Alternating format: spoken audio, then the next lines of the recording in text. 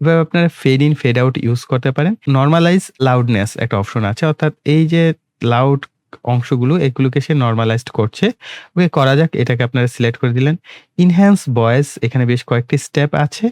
So আমার কাছে আমার পার্সোনাল রিকমেন্ড থাকবে এটা 75% রাখার, 100% ও করতে পারেন, কোনো অসুবিধা নাই। এখানে আমি খুব বেশি সময় দিতে চাচ্ছি না। আপনারা যদি এইখানে একটু শুনেন তাহলে বুঝতে পারবেন যে আমার এখানে কিন্তু একটা ভালো নয়েজ আছে।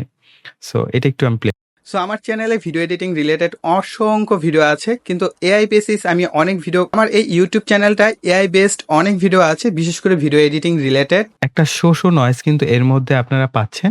সো আমরা এটাকে যদি রিডিউস নয়েজ এ দেই তাহলে আমাদের এই নয়েজটা চলে যাবে। তো আমার চ্যানেলে ভিডিও এডিটিং রিলেটেড অসংখ্য ভিডিও আছে, কিন্তু এআই বেসিস আমি অনেক ভিডিও।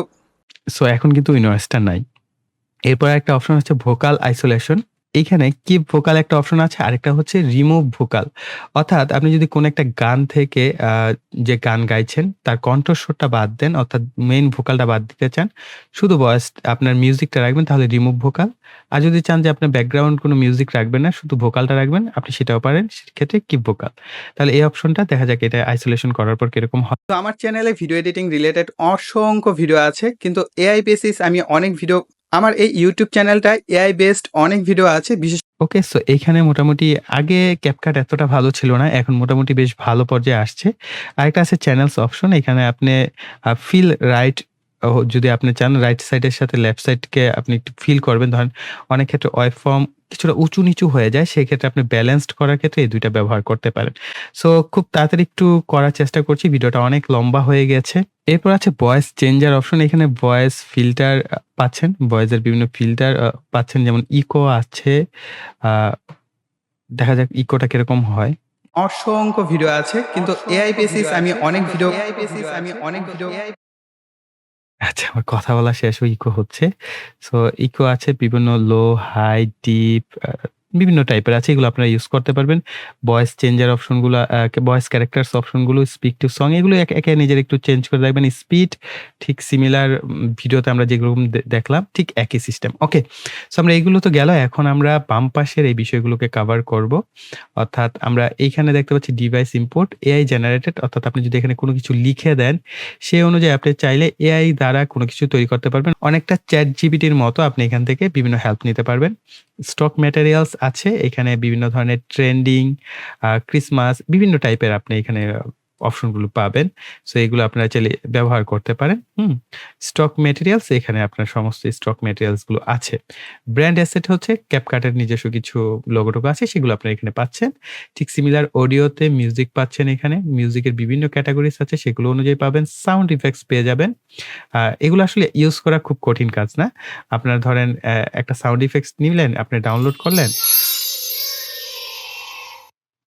এই সাউন্ড ইফেক্টসটা আপনি জাস্ট আপনার ভিডিওর নিচে ছেড়ে দেন।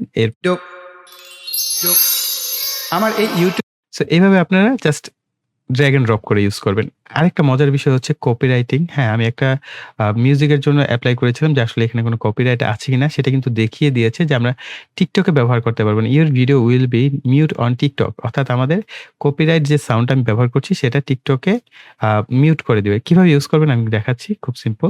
ডিভাইসে চলে আসলাম। এখান থেকে উই মার্জ টুগেদার একটা YouTube এর অডিও লাইব্রেরি থেকে নিয়েছি। দেখেন YouTube এর মিউজিক আবার TikTok এ সাপোর্ট করে না। হ্যাঁ? সো আমরা এখানে সিলেক্ট করলাম অডিও, এখান থেকে কপিরাইট, হ্যাঁ? রিচেক দিলাম। এটা 100% হবে। হওয়ার পর আমাদের জানিয়ে দিবে যে আসলে এটা আমরা TikTok এ ব্যবহার করতে পারবো কিনা। সো দেখেন একই লেখা আসছে। আমি মূলত এই মিউজিকটাই সেট করেছিলাম। সো এখানে আপনি চেঞ্জ সাউন্ড, আপনি সাউন্ডটাকে চেঞ্জ করতে পারেন। এখানে আপনাকে হয়তো রেফারেন্স দিবে ২-১ টা মিউজিক, আর না দিলে নাই। সো এই ক্ষেত্রে আপনি এই যে এখান থেকে এতটুকু আপনাকে এটা চেঞ্জ করতে বলা হচ্ছে। সো এটা খুবই ভালো। তো কপিরাইট ইস্যু থেকে বাঁচার জন্য আপনি CapCut-টা ব্যবহার করতে পারেন, বিশেষ করে TikTok এর জন্য আরকি। তারপরে হচ্ছে এক্সট্রাক্ট অডিও। আপনি অডিওকে এক্সট্রাক্ট করলে TikTok সাউন্ড পাবেন। এখানে লিংক করে দেন আপনার অ্যাকাউন্ট। আপনার যে TikTok অ্যাকাউন্ট আছে এখানে যদি লিংক করে দেন, আপনি TikTok এর সাউন্ডগুলো এখানে পাচ্ছেন। ব্র্যান্ড মিউজিক ঠিক সিমিলার পূর্বের মতো। সো আমরা এবার টেক্সট এ গেলে আমরা এখানে টেক্সটের অপশনটা দেখব।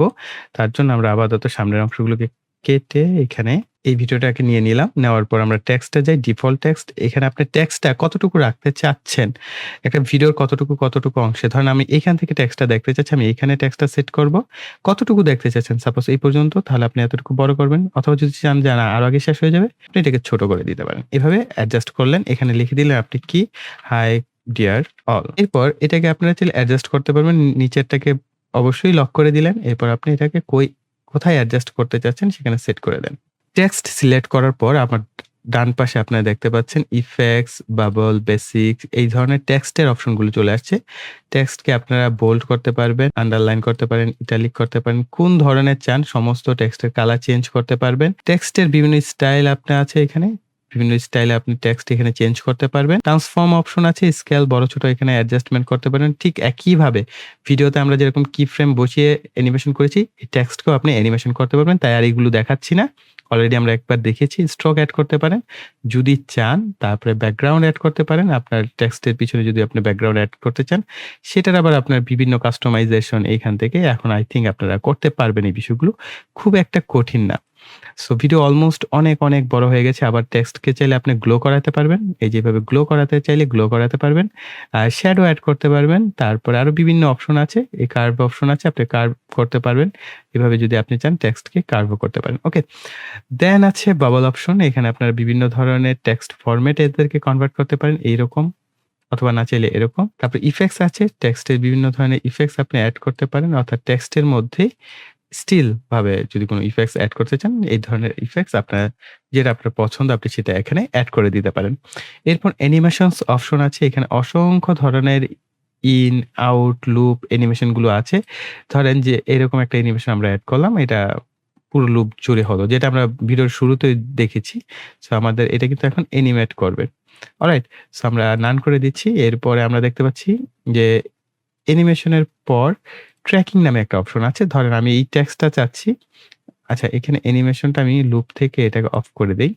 ট্র্যাকিং নামে একটা অপশন আছে। আমরা যদি ট্র্যাক করি, উনার কোন পয়েন্টের সাথে আমরা ট্র্যাক করতে চাচ্ছি। সাপোজ উনার হাতের মোবাইলটা, এটার সাথে আমরা এই টেক্সটটাকে আমরা মুভিং করাতে যাচ্ছি। এটাকে আমরা দিলাম। আর স্কেল কোনো কিছু বড় ছোট হবে না। ডিসট্যান্স সে মেইনটেইন করবে। আমরা এটা সিলেক্ট করে দিলাম। এখান থেকে আমরা স্টার্ট ট্র্যাকিং ভিডিওর লকটা তুলে দিই। স্টার্ট ট্র্যাকিং ক্লিক করব। তো আমাদের ট্র্যাকিং হবে। সো যতটুকু করলাম অতটুকু দেখেন ট্র্যাকিং হয়েছে কিনা, এই যে দেখেন। এবং এখানে বথ আছে, ফরওয়ার্ড বা রিভার্স আপনি যেকোনো ব্যাকওয়ার্ড একটা করতে পারেন। আর এখান থেকে চাইলে আপনি স্কেলটাকেও অ্যাডজাস্ট করতে পারেন। সো দেখা যাক স্কেল অ্যাডজাস্ট করার পর কিরকম হলো। সো খুব একটা ডিফারেন্স আমি দেখছি না। আরো মনে হয় যে খারাপ হয়ে গেল। ওকে। সো এরপরে টেক্সট টু স্পিক নামে বিভিন্ন অপশন আছে। আপনার এই যে টেক্সটটা, এটাকে বিভিন্নজন বিভিন্নভাবে বলবে। আমি একে আপনাদের প্লে করে শোনাচ্ছি। Hi, dear all. Hi, dear all. Hi, dear all. Hi, dear all. Hi, dear all. Hi, dear all. Hi, dear all. Hi, dear all. Hi, dear all. Hi, dear all. Hi, dear all. Hi, dear all. Hi, hi,